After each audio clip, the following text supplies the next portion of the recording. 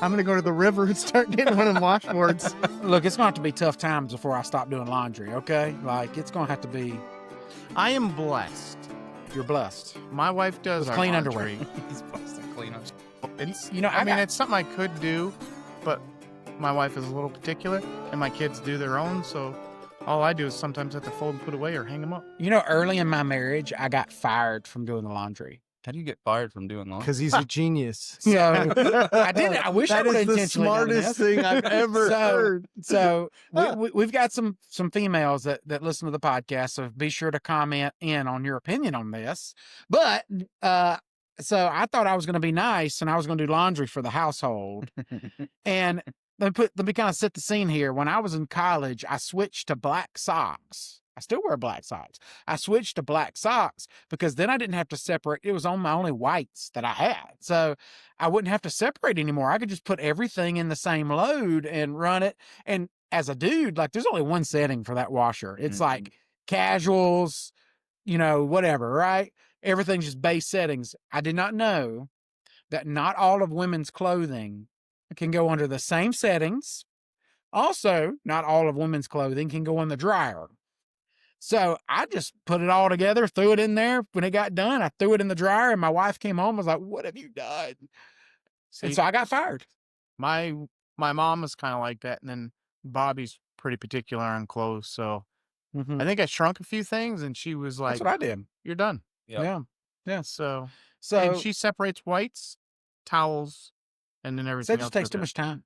I'm Ah, about efficiency. you got to see her efficiency. She's got different baskets for it.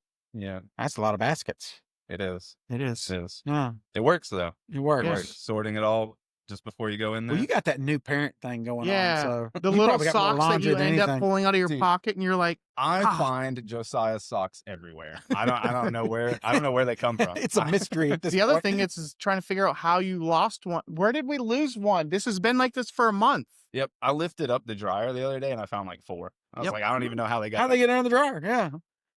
Just took them out, shoveling them out. Just He shoveling was the like, clothes "Watch out." this." Yeah.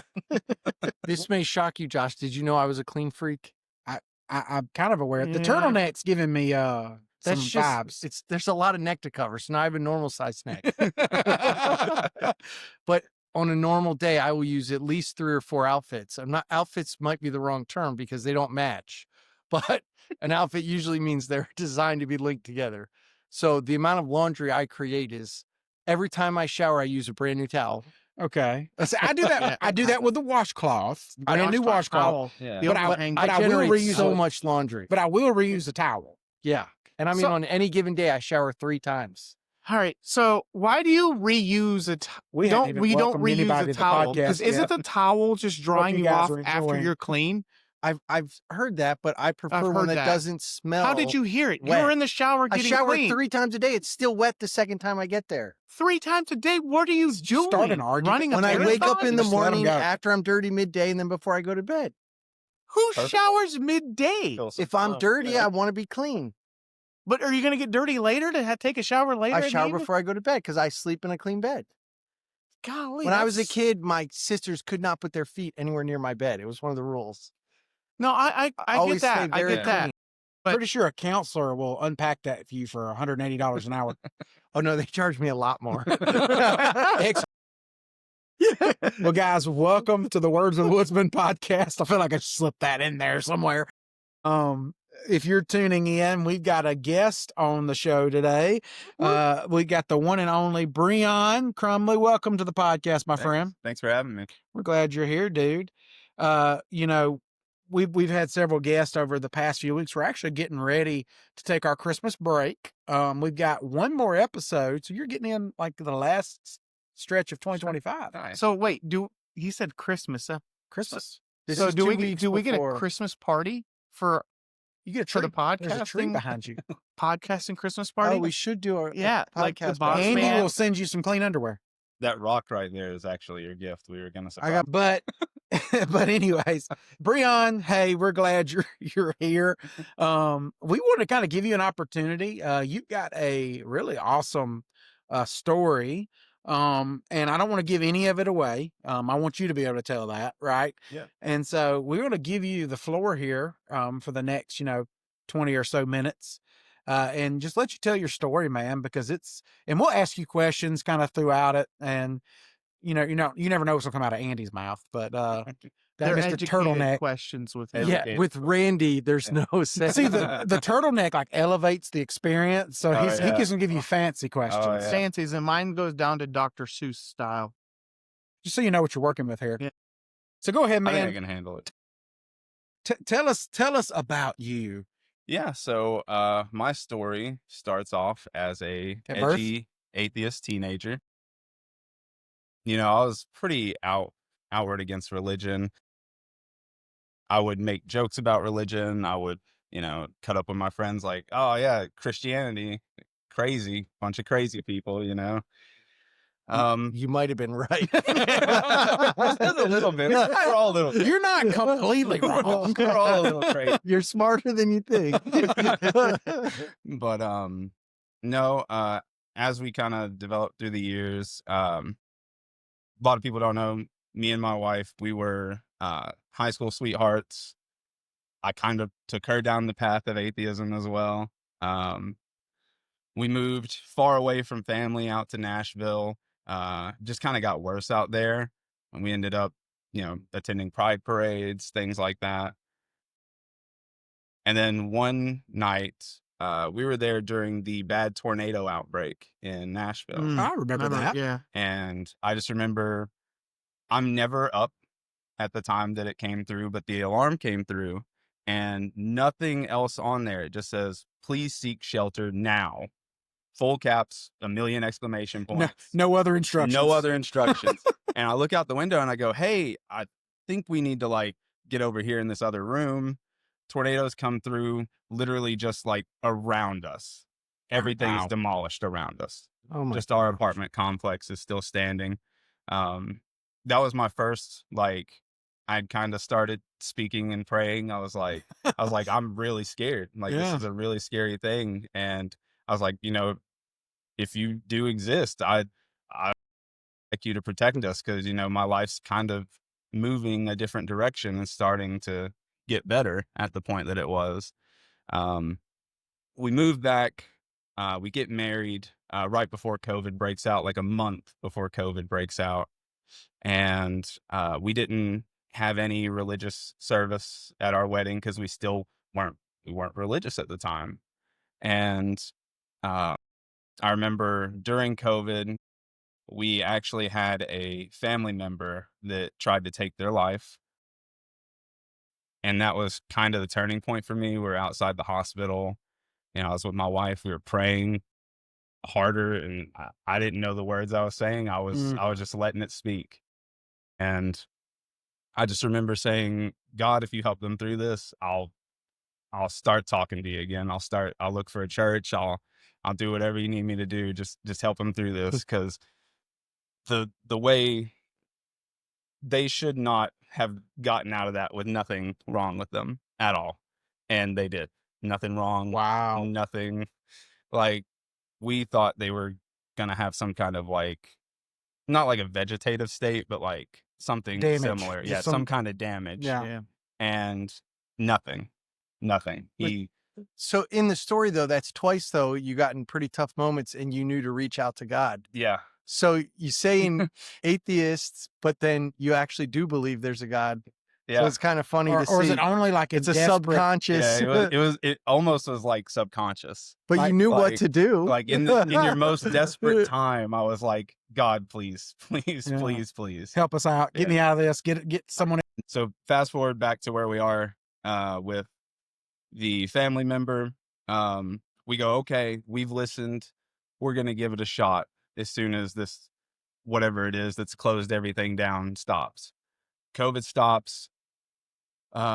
We go, all right, let's look for a church. So my wife was looking for churches. We found, Faith Promise over here, and we went in, and I never felt more love and community.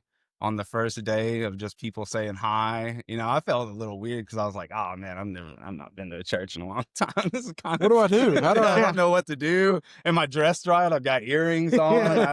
I don't know what else. Hey. Is this Coke okay in here? Like, because at the time I actually had gauges because I was still, on a different path. I was starting to take the right steps.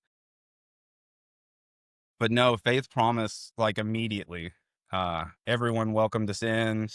I was given out to can I say a name? Yeah. Yeah, Charlie. So Charlie, I started doing the chairs with Charlie. we had him on the Yeah. podcast a few weeks ago. Yeah. So, and then he invited us to groups. We said, it's probably not our thing. We gave it a week or two, and then we went to groups, and now I love that small group. It's their family. So, fast forward a little bit more, we were trying for kids, but we were told there's a good chance it might not happen just because of all the circumstances. Women taking birth control now, it damages things, and we were a little upset about that. We had been trying for a while, so we went to Freedom Conference. They laid hands on us, prayed for us, felt that kind of empowerment that I did. Like in that moment when they were praying, I felt extra hands on me, holy hands. And for someone who's not familiar with church phrases, he didn't go to church and get in a fight. Didn't mean not that kind of hands. Oh yeah, I knew. No. Like, Not laying hands, but it's laying hands. Pray. We felt supernatural hands at that point. Something special was happening. It was like 4 or 5, 6 different people all just coming over, just praying over us. People that were sitting next to us started to join in, and that's where I truly felt the love of God and the movement that God has in our lives and the way he can use others to help bring that movement on. People you didn't even know. Yeah, people we didn't know. They'd never seen us before, never talked to us before, and they were willing to come over and be like, I'm going to pray for you, and we're all going to join in on this. So we then are blessed with twins. Scary pregnancy. My wife is very short, so it's not the most calm pregnancy. We end up going to the hospital, and she gets induced in labor about 5 months early. They are born, they go to the NICU, and within a week, one of my sons pass away. And I kind of started to flip again. I got angry. I got mad. I was like, why, God? I'm doing what you asked. I went to church. I was doing everything you asked me. And I just remember hearing God talk to me and say that, everything is all right. And that, come to find out, my son had a disease that he wouldn't have made it. He wouldn't have made it in the NICU as young as he was. And, God gave him that peace, and he took him, and he's with God. And I just had to really dive in more into my faith to find out that bad thing wasn't from God. That bad thing was from something different. And that God turned that bad thing into a beautiful moment with me, my wife, my son, and now where he is. And once I came to that realization, I kind of dove into my faith a little bit deeper, and that's where we are today. I'm just cruising along, trying to spread the good word for him. Well, somewhere in there you joined students. Yes, Yeah. I did join students. That was before my sons were born. Yeah. And that's where I met Andy and Randy. We went through orientation and he was our coach. Yeah, he was our coach. you should have known it wasn't going well then. And I was the student. You were the student. So that was so funny. And your wife's the one that did the orientation with us, bro. yeah, she was. The new leader training. Yeah. That was cool. But yeah, ever since then I've leaned in, and I really understand, the power God has as long as you're willing to walk the walk with him. there of course are going to be tribulations in this world. It's Mhm. not always it's not always easy. A lot of people like to think, especially myself, when I first started following Christ, was my life's going to be easy from here. This is awesome. It's all uphill. Yeah, it's all uphill. No, it's got Nope. it's got its bumps. It's got its bumps, and you just gotta lean in on God. You gotta lean in on that community that He's given you with the church. Yeah. Yeah. Do appreciate you telling the story, knowing that most of us know the story. Yeah, Can't be easy because I mean, we had a miscarriage ourselves, but yeah, it's not easy. yeah, Thanks for sharing. But I think what's amazing is you go to God 2 times prior to the kids and prayed, and it must have been true to your heart what you were saying to him to make him go, all right, here you go. There goes, the tornado.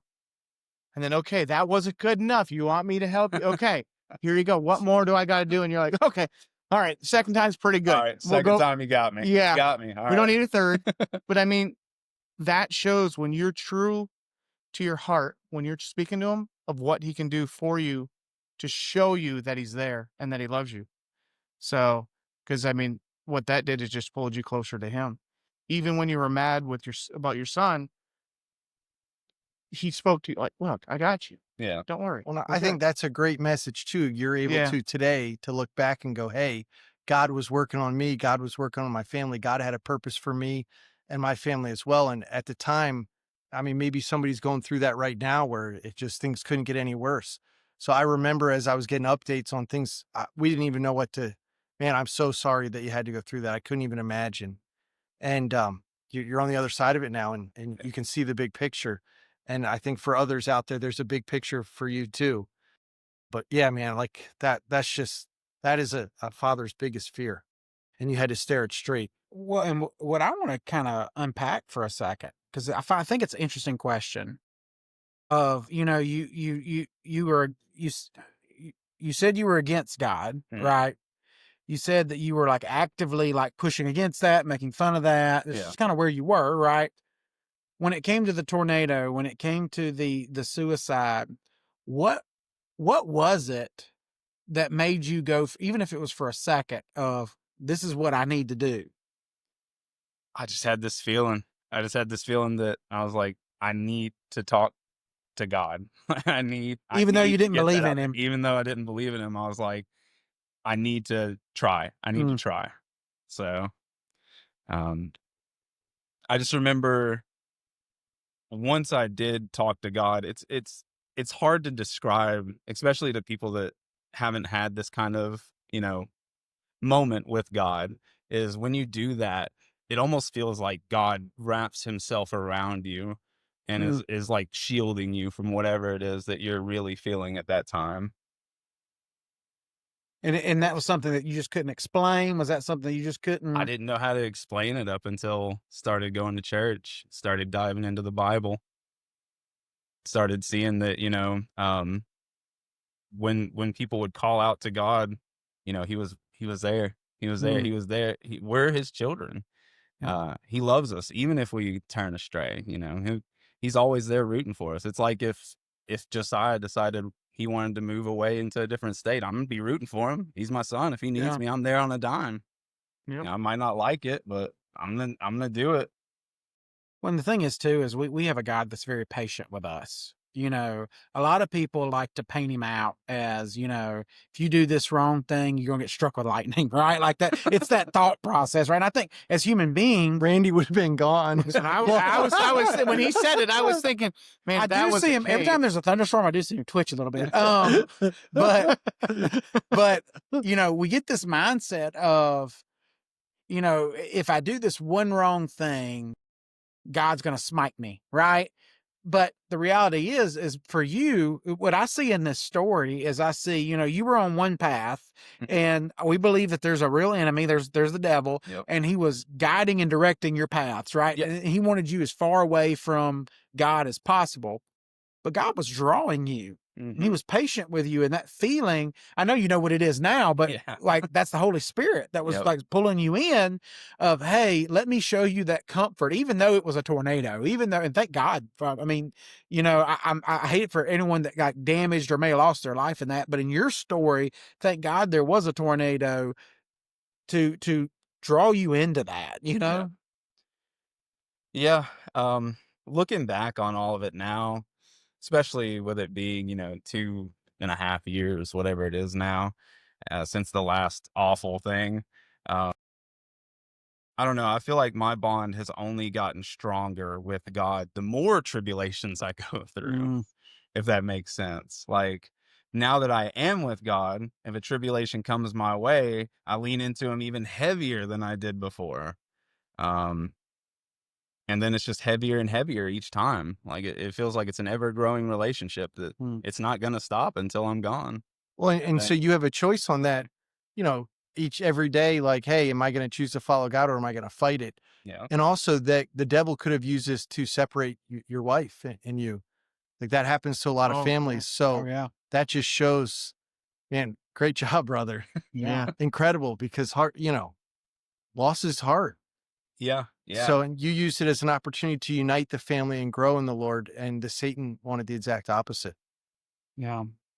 What would you say to someone? Because this is like one of the most asked questions in Christianity, and it's actually one of the more difficult questions of Christianity, which is, if God's so good, why do bad things happen? And then I think you hit the nail on the head of we come into, for someone who's given their life to Jesus, and you think, okay, well, now that I've done this, now that means no bad things. And we know that's not realistic, right? But there's people, we actually believe, hey, there's no bad things that's going to happen. And if you don't think you believe that, wait till something bad happens. And then you're looking at God going, why did you let this happen? Yeah. So how would you respond to that from your perspective of what you've experienced? Just hold out, stay strong, stay in the faith. God will show you what good comes of it. It might not be today, it might not be tomorrow, it might be 6 months from now or a year, but there is good that comes from it. He's planned it. You just have to wait and embrace it when it comes. That's powerful. Have faith. Yep, Nice. have faith. Because your story may help somebody else that goes through something you've gone through to get them through it. And your faith is going to be what helps. Yeah. Like when we did students, a lot of the kids that we had in our group down the path I went down as a kid.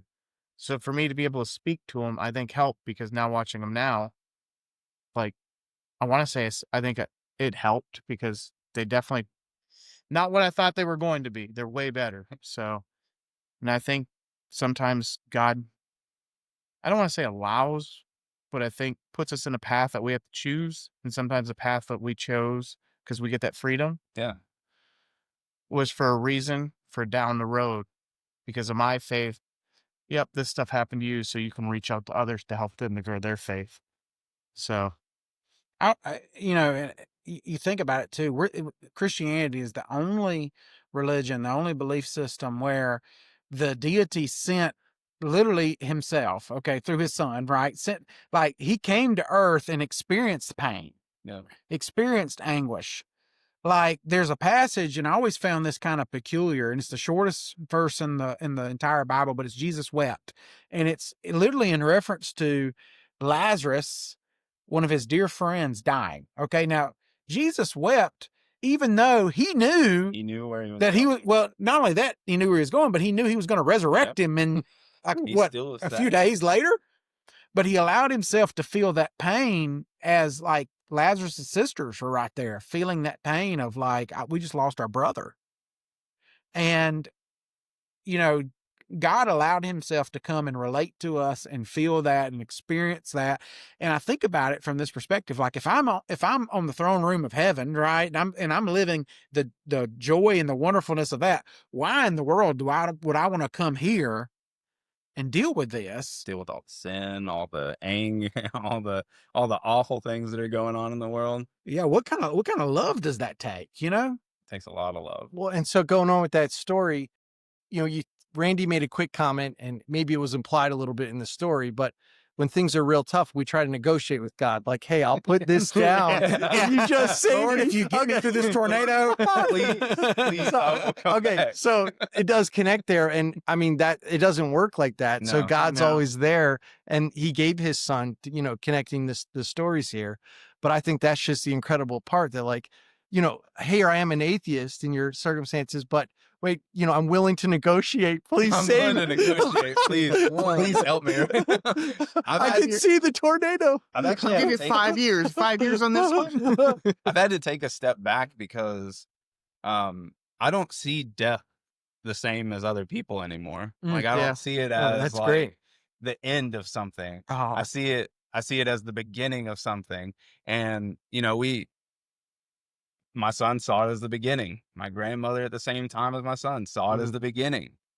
My family doesn't see it as the beginning. And I've tried my hardest, but it's some of the things that are straying my family away. And I'm like, if I'm not upset about my own son, I've made peace and I've moved on. I talk to God still. God has shown me the light.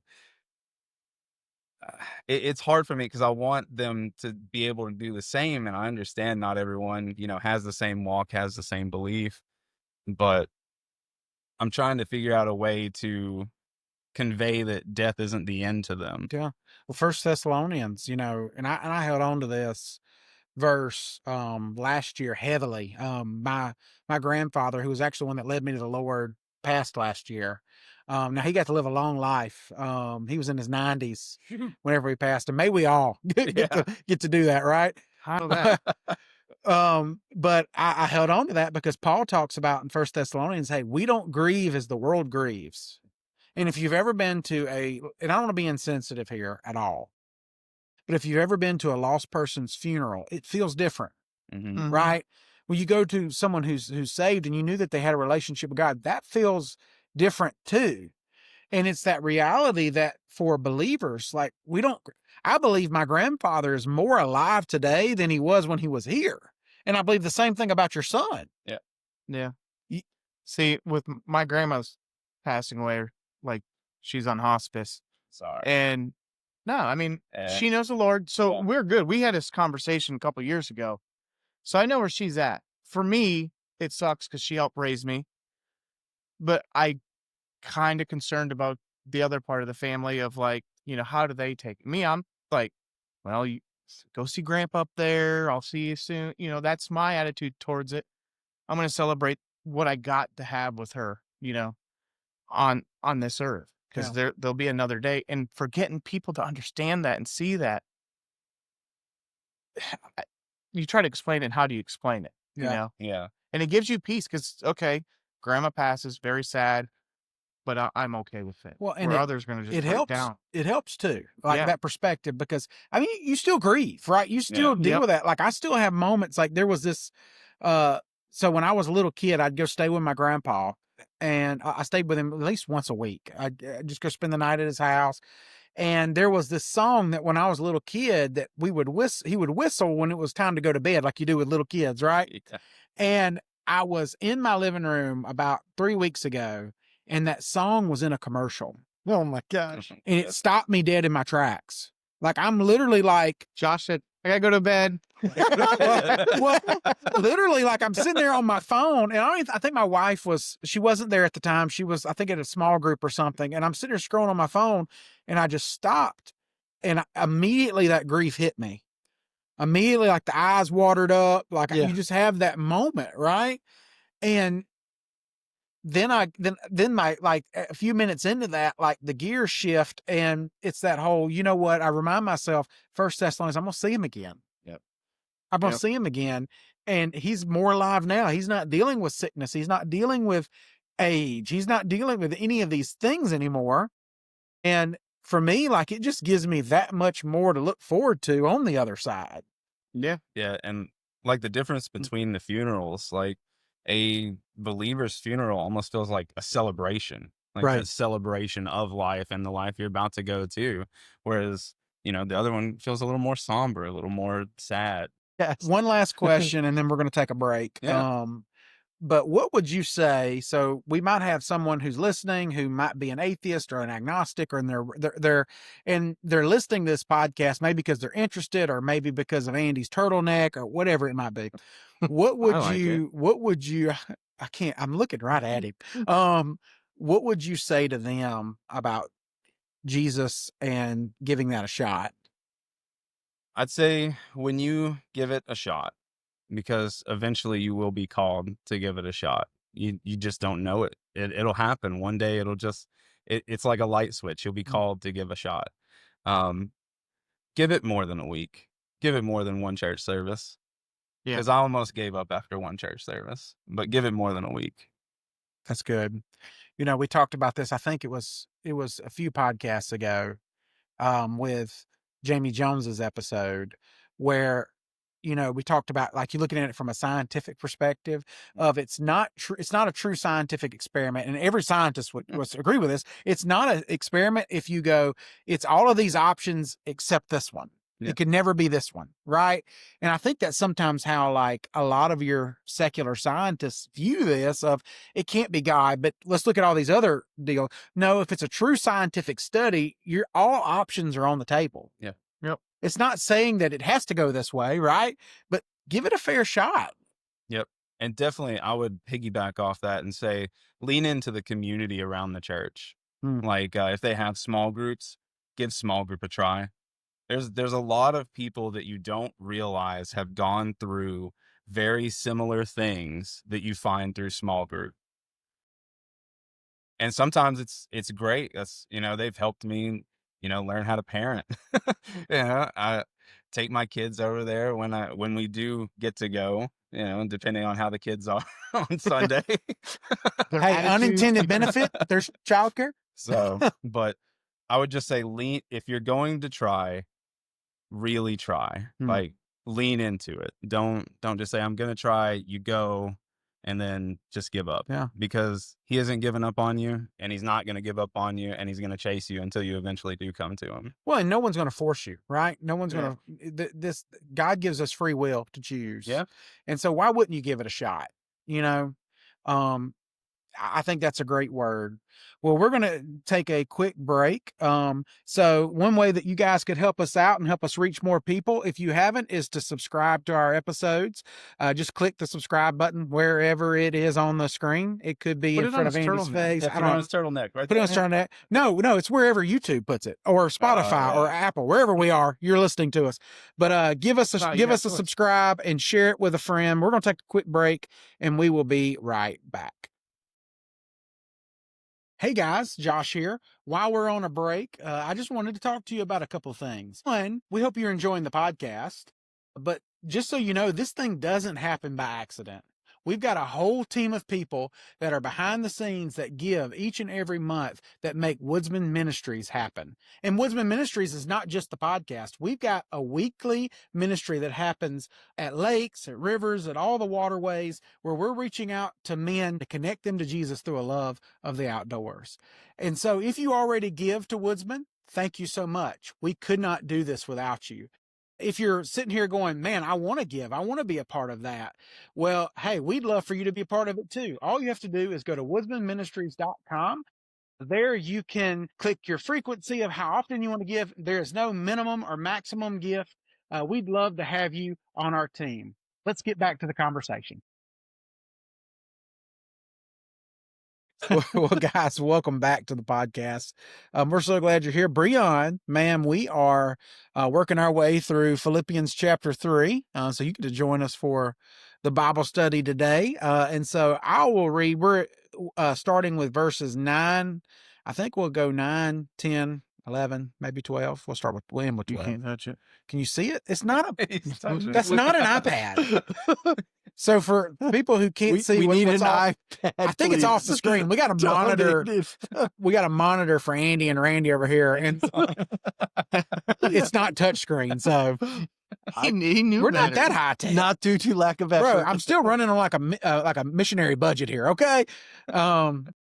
But anyways, so this isn't Joe Rogan. All right. So, I'll start reading, and then we can have a discussion about it for the rest of the podcast. So, Philippians 3, starting with verse 9, Paul is speaking, still from prison. It says this, it says, and be found in him, not having righteousness of my own. Let me back up real quick. Okay. I consider them garbage that I may gain Christ. This is verse 8. So he was talking about all the worldly things that he can gain.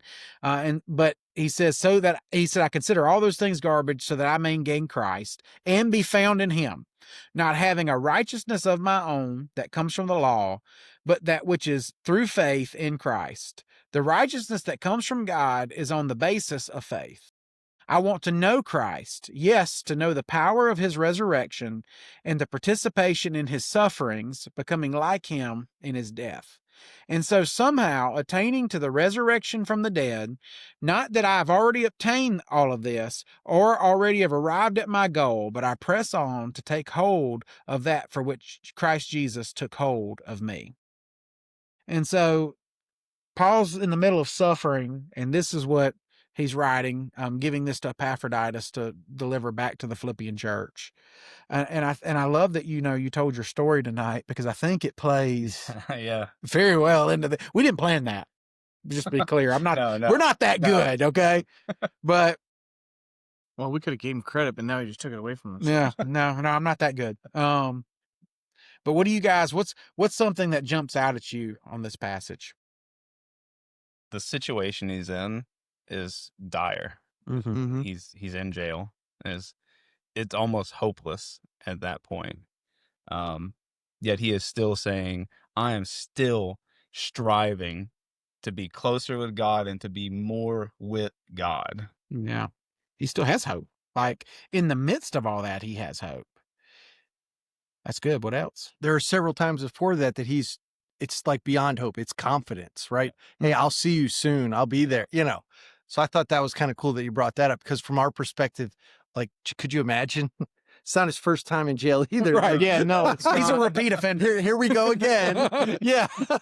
He has you pull up his rap sheet. He's got a record. Seriously. Yeah. There's stay away from him over there. Yeah. He's talking. He can't get a teaching job. He couldn't get, Oh my God.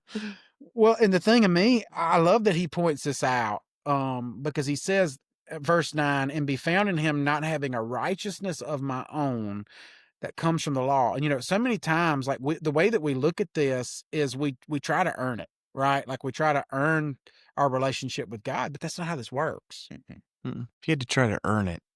Oh, we'd be in trouble. Yeah. Yeah. A lot Okay, of us. I just wanted to make sure I wasn't the only one. And no, a lot of us would be in trouble if we had to try to earn it. Yeah. Go out of our way to earn it. Well, and Paul also says in Galatians, so I thought this was interesting. He says, I do not set aside the grace of God, for if righteousness could be gained through the law, he's talking about the law of Moses, right? He's talking about the old law. If we could have gained righteousness through the law, then Christ died for nothing. And what's funny is we were prepping for this. This was actually a verse from last night at Students that I saw, and I thought, oh my gosh, that fits perfectly into what we're talking about tonight, because, if you could have earned this on your own, if we could have been good enough, if we could have, followed all the rules, checked all the boxes, right, and then why did Jesus die? He died because we couldn't do that. Yeah. Mm-hmm. Well, and then would it really be faith? Yeah. Or would it just be a checklist? A checklist. Yeah. I'm good at checklists. Faith is tough. Yeah, that it is. Well, and even Paul goes as far as in verse 10 of, hey, yes, to know the power of his resurrection and participate in his sufferings, becoming like him in his death. This passage, it's about growing in your relationship with God, but that comes through joyful and difficult, right? Back to your story, experiences. And that leads to, there's this church word we talked about a few weeks ago of sanctification, of you're being made more like Christ. Like God doesn't just use the good times in your life. He will use the bad ones too to shape you. Yep. In fact, I would dare say, I think the bad ones probably shape us more, as much as we don't really want to admit that. No, they definitely shape you more. They definitely, they test your faith and they strengthen your faith. If you are unwavering and you believe that, there is good to come out of it, it'll strengthen you like no other. Yeah, absolutely. Because you don't, you know, I think about all the times in my life where I was really drawing closer to God. It was always the tough ones. The joyful ones, you know, you can actually drift away from him when it's good times, right? Like it's a lot Mhm. easier. Yeah, because when you're celebrating, and I forget, it was an athlete that once said it is, I'm trying to remember how he quoted. Basically, why do I celebrate? Why don't I celebrate him when something good happens? It's because of him, but I need him when something bad happens. And I wish I could remember the quote. Dang it! But it was a pretty good quote. Made you go, yeah, I need to celebrate him all the time through the good and the bad. Because of him, Yeah. these things happen. I You think know? I think as Christians, we're in more danger when it's good times, right? Because if we stay in that good time, not to say if there's anything wrong, trust me, there's no, I enjoy good Nothing wrong. times, right? Yeah. But you know, if you stay in that good time too long, you begin to think it's you, right? Like your job's going great, maybe your family's going great, maybe nothing bad's happened in a little while, and then you start like getting this whole feeling of, man, I'm rolling, I've got this, I'm on top of it. And yeah, I think it goes back to like, you know, when you first came to Jesus, right? Yeah. Something terrible happens. And all of a sudden you're like back in the trenches again. And you're like, oh my gosh, God, I need you. Like, Yeah. I need you, Lord. Yeah. Well, I think that comes down to control. So when you're in a situation and things are going smooth and you have full control, Mhm. where you can see what's happening, you can make the decisions, Or you think you have control. or you Yeah, think you have think you have control, right? But it's about the giving God the control versus you. But when you have a tornado bearing down on you, Breon's like, there's Not nothing else I can do. nothing I can do. God, like, this is all you, buddy. There's literally, but I mean, there are times in life, I mean, where we become more dependent on God because we don't know what to do on our own. And I think that is the hard part, right? So how do we take that same connection? And I've drawn near to God as well in those moments as the proximity got closer. But in the good times, how do I keep that proximity as close as I was during the bad times? So I think that God really reveals himself through those tough situations. And to Josh's point, 6 months go by, maybe I become complacent, Mhm. and maybe I start, oh yeah, I made a great decision today. I made it, should have seen this thing I did at work. You should, Yeah. I got this friend Randy now. No, I'm just kidding. like No, I have it. not We're thanked not God for that friends. yet. Well, and one of the things I'll say here, and I'm the only one at the table who's not a dad, right? And so I recognize that. And so when I think back to how, and you guys can speak into this, okay, you three, not the dad panel, okay. But the way that my parents raised me is when I faced difficulty, like in school or like at wherever, right, growing up, they let me work that out, right? Like Yeah. they kept me from danger, but they let me work that out because they knew that that's what, helps me build that character, help me grow.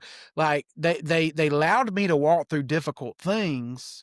And I think about God when I think about that, right? Like that's the way God leads us. He lets us walk. He doesn't put us in bubble wrap and keep us away from everything. Yeah. But he allows us to walk through struggles. But the difference between having him and not having a relationship with him is there actually becomes purpose to them.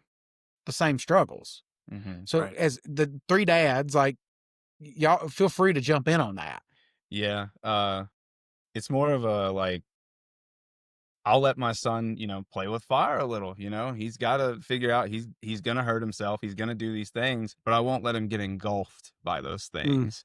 I won't let him go too far with it. I won't let him, play too rough with his sister. I won't let him fall off the bed. Like I'll let him get close enough to realize this is not what I'm supposed to do, and then I'll wrangle him back in. You mean proverbial fire, right? Yeah, Like, not real fire. okay, you scared me for a no. second. I really there. need to jump in though. I was with my dad this weekend, and my nephew, so his grandson, had a birthday party, and I did the volcano thing for hibachi with He actually played with fire. my dad was there, watched me do it, let me do it. I lost all my hair. Hold that up to the camera. All that All hair. that hair's gone. Singed. Thanks, Dad. It was a teaching moment for you. Right. But that's like what we just discussed, how you brought up control. A lot of people don't like when control's taken out of their hands. Kids don't like when control's taken out of their hands. Right. But there is a moment where the kids have to either give up the control and the dad has to step in. Yeah. Like, and I think that's the hardest part for new Christians is the control. you have to give control to God, and God will Yeah. work everything in your life. You had an incredible, please tell everyone, okay, the illustration you did last night. Oh, I was like, what did you do? I don't know. So we were talking a lot about faith, and sometimes faith can feel blind, right? Mhm. And so I brought my daughter up, and The only one they'd let just to be use, clear, right? The only- so in sharing this with Pastor ahead of time, it's like, okay, great idea, but I'll only allow you to do it if it's your own kid. And so I brought her up on stage. Because Chloe is her name. She's 12. She's 5'4". She's not small. So I put a headband around her eyes so she couldn't see. And then I used my voice to bring her through cones. So the idea of that was that if you draw near to God and you hear his voice, then he'll direct you. Mhm. And man, I wish I had said that to the students. I got so distracted, I forgot that. But the proximity of my voice, she followed it and navigated the cones. And you're on stage, there's noise, people are cheering, they're filming it. Then I got a cup and I said, I'm going to give this to you. I want you to drink it. I had it filled with whipped cream. Yeah. Okay. But I made it so it had weight so she couldn't tell. She's blindfolded. She has no idea. Puts the cream right in her face. And again, the message I meant to share was that sometimes you think you're getting one thing, but God has another thing in store for you. Okay. So then the last part was I had her go to the edge of the stage. I made her aware that she was on the edge and I told her to fall. It's like a 5-foot drop. Yeah. It's not I to joke told, about. and they had the Christmas lights in the way, so she was gonna fall if I sent her that way anyway. But I had her turn around and I had her fall back, and that was symbolic of taking that leap of faith. Sometimes it could be a big change in your life. Maybe God's asking you to move. Maybe God's asking you to take on a different ministry, and it's scary. And she wasn't scared at all. Hold She on. just fell. Listen, hold up. Before children's services come to your house, did somebody there catch her? We had 4 Okay. members Team 'em of in. security. Yeah, we had to make sure. Oh, Josh I was one of them. They caught her, but I couldn't believe how quick she just. She even kind of leaned a little bit in the wrong direction. She almost broke my nose because Yeah. she fell towards my face. She has no idea which way she's Right. falling. And I told Andy beforehand, I said, tell her to cross her arms so you don't sling her hands out. Oh, I didn't think Thankfully, of she that. didn't do that. But I thought that's a beautiful illustration of, sometimes you feel like, not to be cheesy, but sometimes you feel like you're falling. Sometimes Yeah. you feel like things are out of control, and it's trusting that voice of your father. Yeah. Which not- kind of, I know we had to use your kid for this, where you had Yeah. to use your kid. I didn't have any. So as our role in it. earthly father, it was very symbolic because we should be listening for our heavenly father. Yeah. Yeah. So I thought that was pretty cool. And I gave her a little bit of a warning, but I thought she'd be more scared. I did say, hey, are you scared? She's like, yeah. I was like, do you trust me? No. That would have been my kids, and then they would have did nothing. I asked, fall backwards. No, Not a No, chance. It's coming Yeah. from you. There's something going on. I thought Des. she would try to argue, but maybe she was nervous. She just listened. Yeah. And that's the thing. Like, some of these changes he has planned for us, we honestly sometimes don't trust it. We're like, man, this is going to be a rough time. But it's when we lean in and really just say, okay, all right, I'm giving you full control. If you fight it, it's going to be harder. If you give the full control, smooth process. Yeah. Well, Smooth process. I get that image, and I'm sure everyone's seen it floating around social media. It's not new. It's a few years old, but it's that image of, you got Jesus kneeling down to the little girl, and she's got the teddy bear, and she's saying, God, I want it. And behind his back, she can't see it. It's a bigger teddy bear. And he's saying, just give it to me. And it's that whole concept of God, what God's got for you is better than what you have for you. But so many times we want to hold on to like our job or hold on to our all these different things because we think this is what's best for us. When really God's saying, hey, no, let this go. Let me have it. I've got something even better for you. I mean, So in verse 11, he talks about the resurrection from the dead. And I was reading some notes on this. He said that he's somehow attaining to the resurrection of the dead. He's not questioning his salvation. Like, oftentimes people read that, but I think he's continually like, hey, talking about sanctification of he is constantly being resurrected in the sense of his old ways are being turned into new ways. Mhm. And it just plays right into what we've been talking about of, giving things over to God, because he goes on in verse 12 and he says, hey, I haven't arrived at this goal. Like, this doesn't end until they put you in the ground. And so if you're sitting there listening and you're thinking, man, I haven't made it far enough. I should be further by now. Man, you're never going to finish this until you die. So just keep leaning in and keep pushing. Yep. Mm-hmm. And take baby steps. Have some patience with yourself. Yeah. Don't, like you said earlier, give them more than just one time in the seat. Mm-hmm. You know, today's world wants it now. And if we can't feel it now, well, it ain't worth it.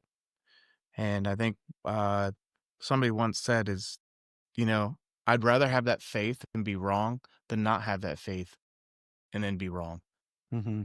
Because that to me is more scary, not having the faith to be atheist or whatever. That to me is more scarier. Because then where are you going to go? Yeah. Where we don't want to go. Yep. And if I'm wrong for what I have faith in, okay, so be it. But it gave me comfort through life. Yeah. And the thing is Paul, think about the troubles that he's walking through, right? Like if he didn't have that faith, if he didn't have any of these things, and it's not about your own righteousness, right? Like a few weeks ago, I was talking to a guy about baptism and he goes, hey, give me a list. Give me a list of things. We love lists. Yeah. Give me a list of things I need to do to get baptized. I said, dude, there's only one, and it's give your life to Jesus. Yeah. Well, what about all these other things? No. Give your life to Jesus. He'll take care of that in time. Surrender to him and surrender all those other things over to him, right? And let him sort them out. Yep.